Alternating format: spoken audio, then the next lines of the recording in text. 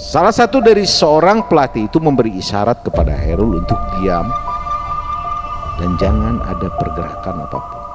Tapi sosok itu tidak muncul lagi. Maka komandan kelas Hairul berkata,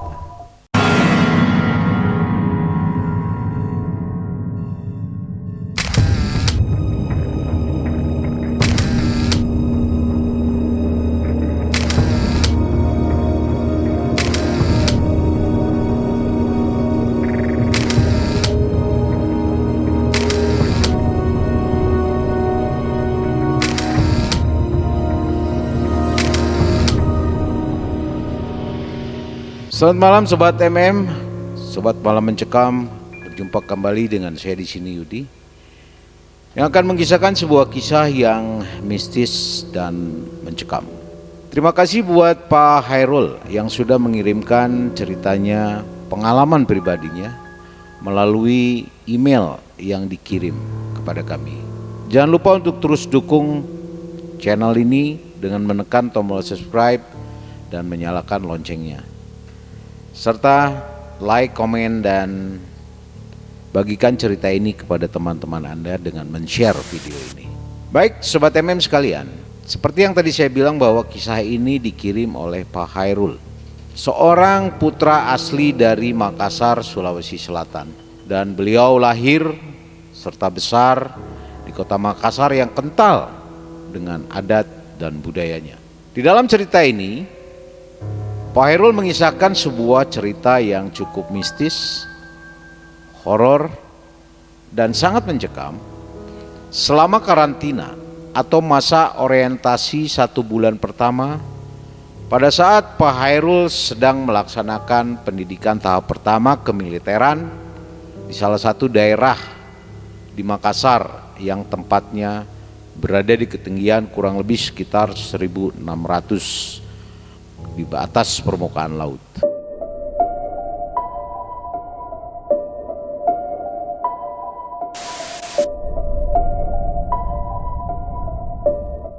Kisah yang disampaikan Pak Hairul ini betul-betul membuat beliau sendiri menjadi tahu bahwa hantu yang selama ini sering diceritakan oleh mamanya ternyata bukanlah sebuah mitos atau hayalan untuk menakut-nakuti ketika beliau masih kecil.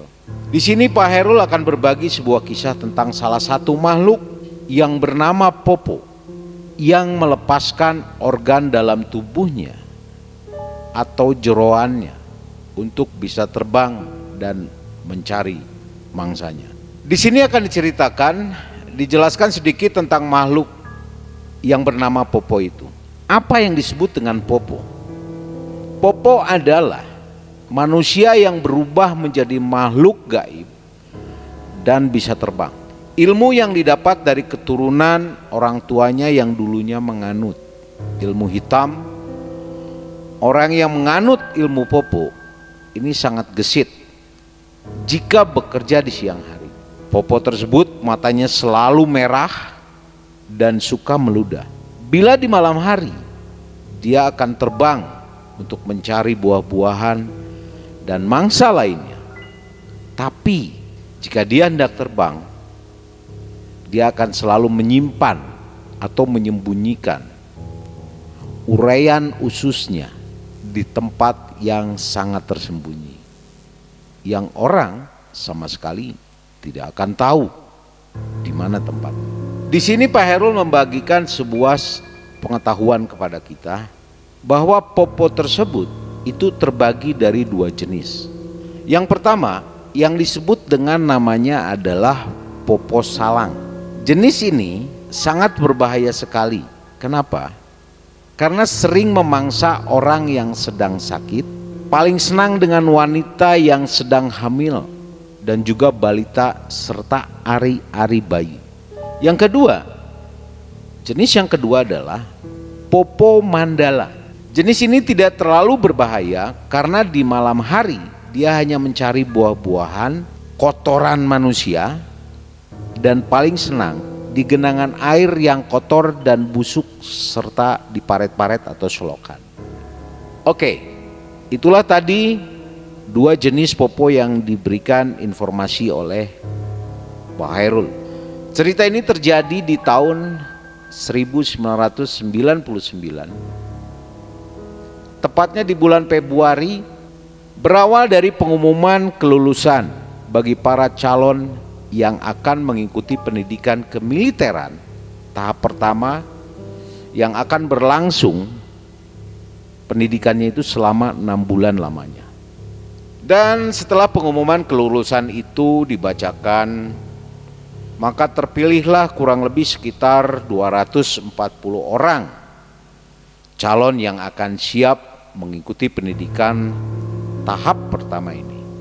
240 calon ini dikumpulkan di lapangan apel, tempat camp, dan akan diberangkatkan ke salah satu tempat pendidikan bekas markas atau pertahanan Belanda yang bangunannya sudah ada sejak tahun 1927 dan berada di ketinggian kurang lebih sekitar 1.600 di atas permukaan laut.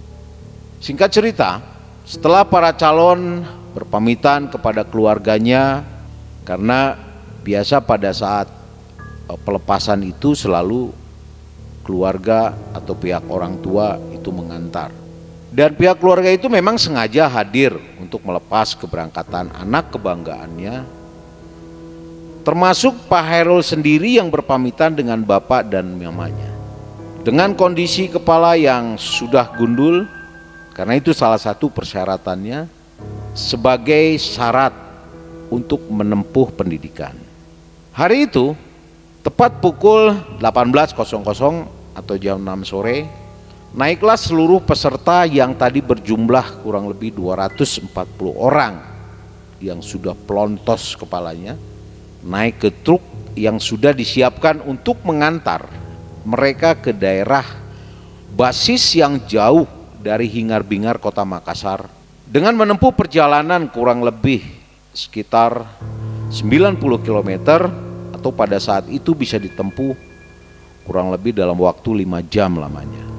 Dan tepat pukul 23.00 atau 11 malam, tibalah mereka di tempat tujuan dan disambut dengan kabut yang sangat tebal dan dingin menusuk tulang.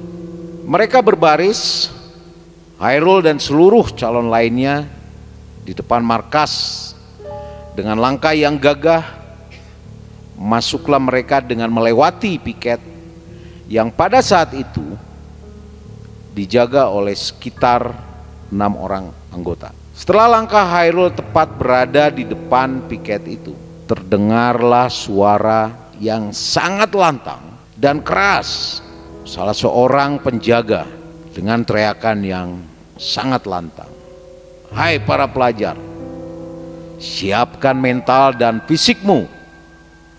Jimat serta pegangan yang kau bawa tidak akan pernah bisa berlaku di sini." Itu yang disampaikan oleh salah satu penjaga. Berkumpullah di lapangan hitam tersebut untuk pembagian kompi peleton serta pembagian kelas. Dan pada saat itu Hairul mendapat tempat di kompi A, di peleton 1 dan di kelas A1. Masuklah mereka ke dalam barak peleton 1 yang panjangnya itu sangat luar biasa dan menampung 60 pelajar di dalamnya. Mereka berdiri di depan tempat tidur dan lemari sesuai nomor urut siswa yang telah ditentukan. Setelah itu, pelatih memerintahkan untuk mengumpulkan semua barang bawaan berupa baju, tas, celana, serta sepatu yang mereka bawa dari rumah, karena jelas barang tersebut tidak boleh digunakan selama menempuh pendidikan selama 6 bulan. Setelah semua peserta berpakaian lengkap, dikumpulkanlah mereka di salah satu ruangan untuk briefing, membahas tentang kegiatan besok dan hari selanjutnya selama 6 bulan melaksanakan pendidikan kemiliteran. Di sela-sela pengarahan pelatih, beliau mengingatkan untuk jangan bicara sembarangan, buang air kecil kencing sembarangan, serta jaga sikap dan sopan santun. Itu arahan yang disampaikan oleh beliau. Dan sekitar pukul 23.45 atau kurang lebih sekitar jam 12 malam kurang 15 menit setelah pengarahan, maka mereka kembali ke barak untuk beristirahat. Nah, disinilah kejadian yang sangat tidak masuk akal serta di luar nalar manusia mulai terjadi ketika Hairul hendak ke WC buang air kecil dan WC tempat mandi yang biasa dipakai para siswa saat itu, dengan lampu penerangannya belum ada sama sekali. Jadi Hairul merasakan perasaan takutnya mulai muncul di dalam dirinya ketika melihat WC atau kamar mandi yang kelihatan sangat menyeramkan. Tapi untunglah banyak siswa yang ingin ke kamar mandi itu hanya untuk sekedar bersih-bersih atau melakukan hal-hal yang lainnya. Pada saat Hairul keluar dari pintu barak belakang untuk ke kamar mandi, Hairul menangkap sosok salah seorang temannya hendak buang air kecil di balik tumbuhan tanaman yang lumayan besar. Kita sebut saja namanya adalah Muhtar. Hairul sempat menegur Muhtar. Dia bilang, "Hai kawan, jangan kencing sembarangan. Jangan kencing di situ. Ayo kita ke kamar mandi sama-sama." Dengan nada cuek sambil membuka resleting celananya, Muhtar berkata, "Tidak apa-apa, di sini sama saja kok." Dalam hati, Hairul berpikir, ya sudahlah. Kalau memang dia tidak mau, tapi baru beberapa langkah kaki Hairul meninggalkan Muhtar, tiba-tiba terdengar suara teriakan yang sangat keras sekali dari arah belakang Hairul. Dia berpaling dan melihat Muhtar ternyata berguling-guling di tanah seperti cacing yang sedang kepanasan, sehingga kepalanya terbentur parit kecil mengeluarkan darah. Dengan perasaan takut bercampur kaget, Hairul hanya bisa bersandar di samping pintu barak dan menyaksikan Muhtar seperti itu. Diangkatlah Muhtar ke dalam dan dibaringkan di lantai barak. Tapi tetap saja Muhtar meronta-ronta memegang kemaluannya dan berkata, "Ampun, ampun, ampun." Kemudian pandangan Hairul tertuju kepada salah satu siswa yang sedang berdiri di samping lemari. Pada saat kondisi seperti itu, yang pada saat itu Hairul belum tahu nama si pemuda tersebut karena mereka belum saling mengenal. Terlihat matanya sangat tajam, merah, dan penuh dengan pandangan yang tajam sedang melihat ke arah Muhtar sambil bibirnya tersenyum kecil. Seketika itu pandangannya dialihkan ke Hairul yang dari tadi melihatnya, dan ternyata matanya itu sangat merah. Seketika itu juga pandangan Hairul langsung dialihkan ke bawah ketika dia tahu kalau Hairul sedang memperhatikannya. Tapi untung saja di saat kejadian itu masih ada pelatih Hairul yang bernama Pak Makruf, yang kelihatannya dia memang agak bisa mengatasi hal-hal seperti itu. Beliau langsung berkata, "Inilah akibatnya jika kalian tidak mendengarkan apa yang sudah disampaikan pelatih, kencing sembarangan." Itu yang disampaikan oleh Pak Ma'ruf. Semua sibuk, dan seketika itu juga mobil kecil yang biasa dipakai membawa logistik atau para siswa datang di depan barak. Dan beberapa siswa diperintahkan untuk mengangkat Muhtar untuk masuk ke dalam mobil dengan kondisi yang masih meronta-ronta dan dibawa entah kemana. Di dalam hati Hairul berkata, "Ya Tuhan, kejadian apakah ini? Sambutan yang sangat luar biasa yang menyambut kami di malam pertama kami menginjakan kaki di daerah basis ini. Alhamdulillah akhirnya Muhtar bisa pulih kembali setelah ditangani dari kejadian itu dan bisa mengikuti kegiatan selanjutnya. Agak sedikit kepo, Hairul bertanya kepada Muhtar tentang kejadian tadi malam. Dan Muhtar bercerita, pada saat itu ketika dia kencing di balik pepohonan tersebut, dia melihat sosok nenek-nenek yang tiba-tiba memegang kemaluannya dan menariknya. Itu yang disampaikan oleh Muhtar. Kemudian menginjak bulan pertama masa orientasi mereka, Hairul penasaran dengan sosok salah satu siswa yang tempat tidurnya itu hanya berjarak sekitar 4 tempat tidur dari tempatnya.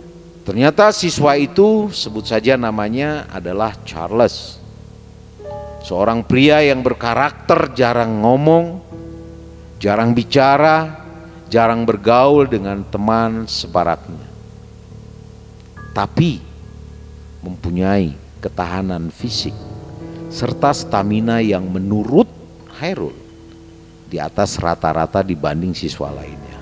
Sosok pria yang sehari-harinya lebih banyak diam dan jarang ngomong tersebut, tapi mempunyai pandangan mata yang sangat tajam dan terkadang matanya itu sangat merah sekali seperti orang yang sedang sakit mata. Singkat cerita, disinilah kejanggalan-kejanggalan itu mulai terjadi ketika penerapan jaga serambi diberlakukan bagi setiap malam bagi para siswanya.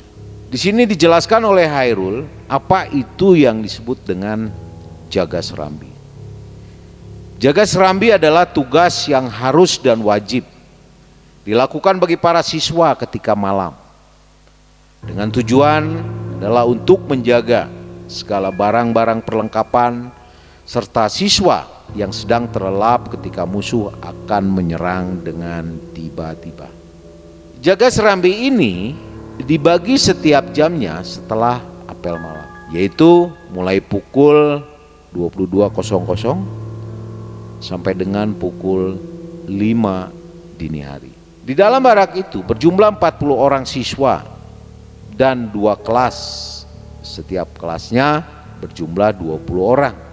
Jadi setiap kelas masing-masing mengeluarkan 1 orang siswa secara bergiliran. Tapi pada saat itu Hairul berpikir positif saja dan tidak terlalu mengambil pusing tentang keberadaan Charles. Mungkin Charles sedang buang hajat atau mencuci. Itu yang ada dalam pikiran Hairul. Tapi di malam itu semua terkuak ketika sekitar pukul 23.00 pendadakan dilakukan oleh pelatih mereka. Pendadakan ini adalah simulasi kegiatan ketika markas atau mereka diserang oleh musuh ketika sedang terlelap untuk melatih kesiapan ketika diserang musuh. Pendadakan tersebut dimulai dengan suara tembakan di mana-mana, disertai suara meriam yang sangat membahana.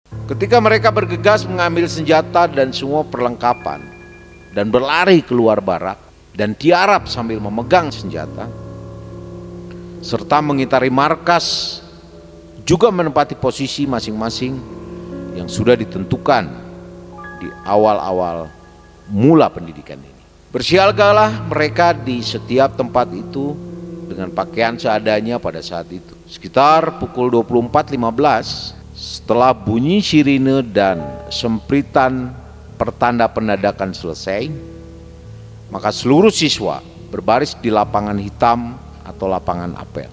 Dengan maksud dan tujuan adalah untuk pengecekan siswa serta perlengkapan masing-masing perorangan.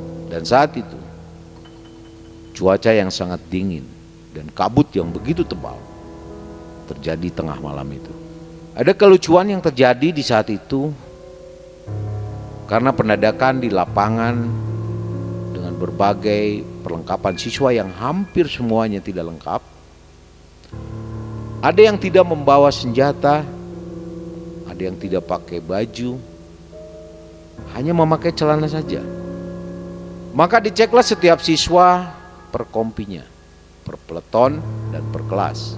Alangkah kagetnya mereka, siswa kompi A, kelas A1, mendapati salah seorang teman mereka yang bernama Charles tidak ada pada saat itu. Harold yang bertugas sebagai ketua kelas pada saat itu melaporkan kepada komandan kelas tentang tidak lengkapnya jumlah mereka. Maka segera Harold diperintahkan untuk mengecek di barak dan ternyata memang tidak ada. Yang ada cuma senjata, ransel, baju, dan perlengkapan lainnya. Tepat pukul 1, seluruh siswa diperintahkan masuk ke barak, kecuali kompi A yang berjumlah 120 orang. Pelatih sangat marah dengan kejadian ini, maka pelatih mencari dan para ketua kelas mencari keberadaan Charles di seluruh penjuru markas yang luasnya, mungkin sekitar 6 hektar. Belum sampai 30 menit pencarian dilakukan, mereka mendapat perintah untuk masuk ke dalam barak kecuali ketua kelas A1, yaitu Harold dipanggil ke belakang barak oleh pelatih. Ketika cuma Harold sendiri yang dipanggil untuk menghadap komandan kompi kelas di belakang barak, di dalam hati Harold berkata, bakal kena hukuman lagi nih.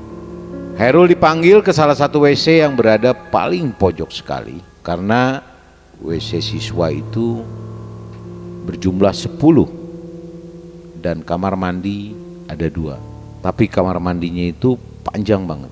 Di WC pojok sudah ada 7 orang pelatih menunggu di sana dengan wajah yang sangat tegang sekali. Setelah itu Harold disuruh masuk ke dalam WC ditemani oleh wakil komandan kelas. Sebut saja namanya Pak Burhan. Beliau bertanya sambil menunjuk ke salah satu ember yang ditutupi oleh handuk. Pak Burhan bertanya kepada Harold, ember siapa ini?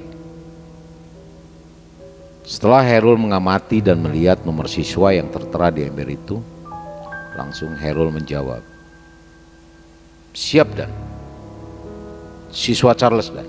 Pak Burhan berkata, coba kamu lihat apa isi di dalam ember itu.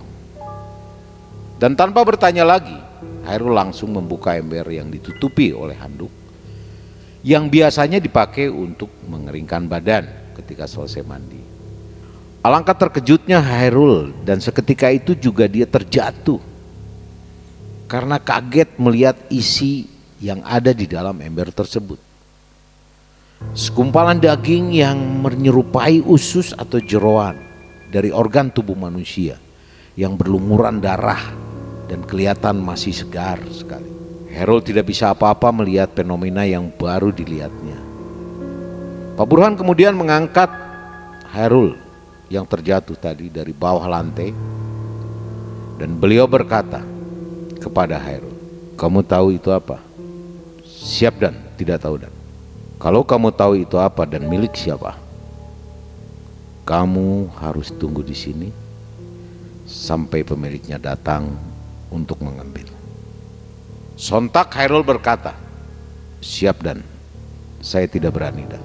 Oke, kamu ikut Harold dan ke-6 pelatih lainnya menunggu di samping WC.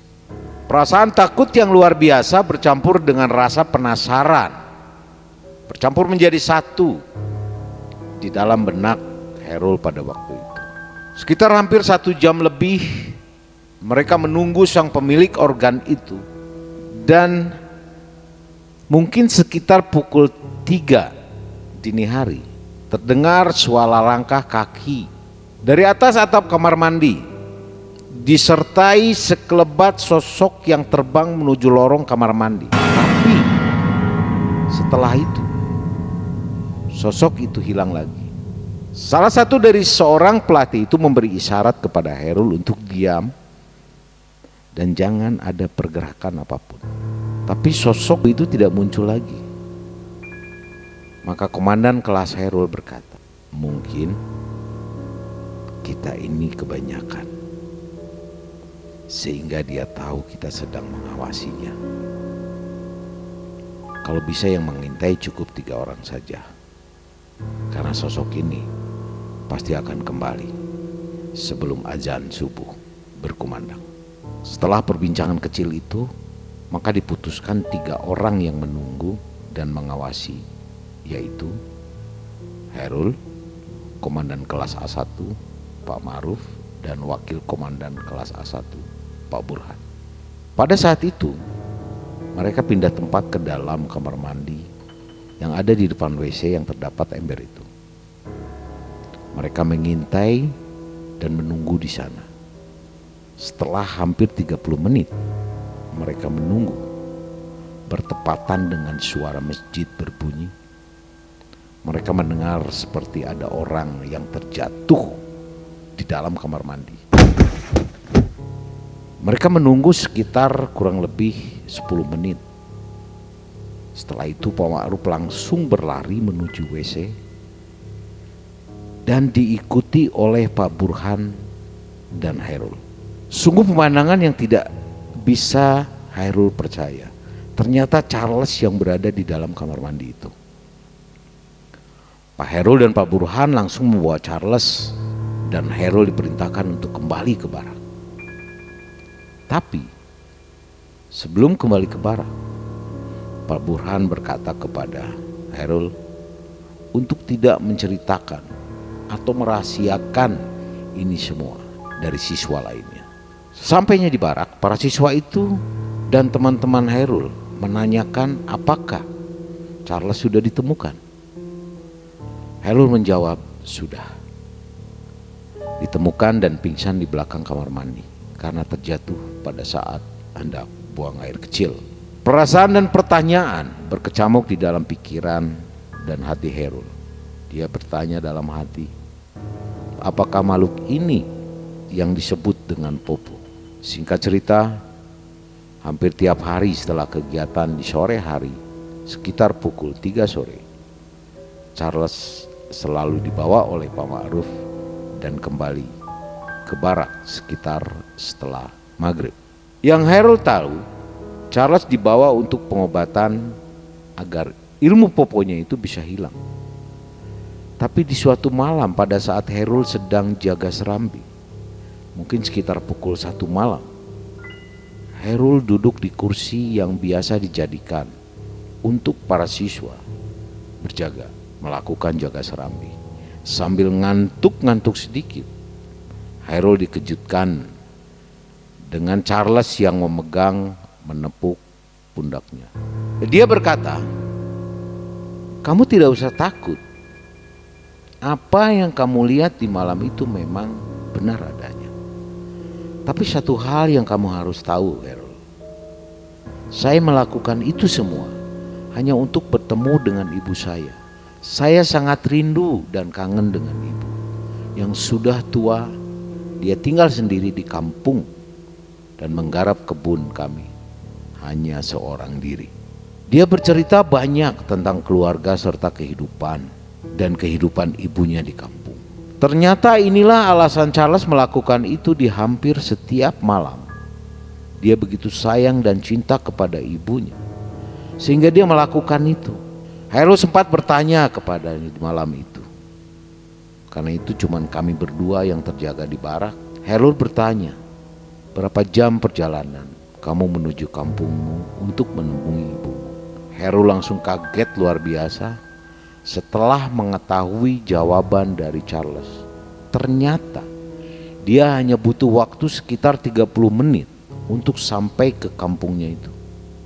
Padahal apabila ditempuh dengan perjalanan darat atau kendaraan umum lainnya bisa memakan waktu 7 sampai 8 jam menuju kampung halaman Charles. Setelah pengakuan Charles di malam itu, kami berdua lebih sedikit akrab, walaupun terkadang perasaan takut masih ada jikalau berada bersama dengan Charles.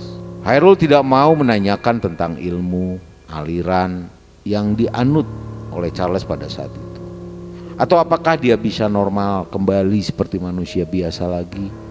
Hairul tidak mau terlalu mengetahui tentang keadaannya. Dan sampai penutupan pendidikan pun Hairul tidak mau ambil pusing tentang hal itu. Semua bahkan sampai saat ini. Terakhir kali Hairul mengetahui keberadaan Charles ketika selesai melaksanakan pendidikan tahap kedua kejuruan di Kota Kembang. Hairul masih sempat bertemu di atas kapal ketika dia pulang ke Makassar dalam rangka mengambil libur setelah melaksanakan pendidikan tahap kedua di Kota Bandung. Dia agak sedih pada saat itu karena ditugaskan di Kalimantan, tapi dia dengar-dengar Charles sudah pindah ke Makassar lagi setelah melaksanakan sekolah untuk perbaikan karir dan pangkat dia. Baik Sobat MM sekalian, inilah sebuah kisah yang cukup horor dan mencekam yang diceritakan, disampaikan oleh Hairul pada masa pendidikannya. Sekali lagi kami dari manajemen Malam Mencekam mengucapkan banyak terima kasih kepada Bapak Hairul di Makassar yang sudah berbagi kepada Sobat MM sekalian. Semoga kesehatan dan karir Pak Hairul dimudahkan dan diberikan yang terbaik dari Allah Subhanahu wa taala. Baik Sobat MM sekalian, seperti Pak Hairul tadi, jika Anda memiliki sebuah pengalaman pribadi, cerita pengalaman yang mungkin Anda alami, silakan Anda untuk mengirimkan kisah Anda melalui email ke email yang sudah kami sediakan di deskripsi. Insya Allah kita akan menceritakan kembali kisah Anda, bahkan mungkin kalau dekat kita akan mengundang Anda sebagai narasumber di studio kami. Jika Anda suka dengan cerita ini, silakan untuk like, komen, dan share bagi ke teman-teman Anda. Dan jangan lupa untuk tetap dukung channel ini dengan menekan tombol subscribe dan menyalakan loncengnya. Terima kasih Sobat MM. Saya Yudi. Selamat malam. Assalamualaikum warahmatullahi wabarakatuh.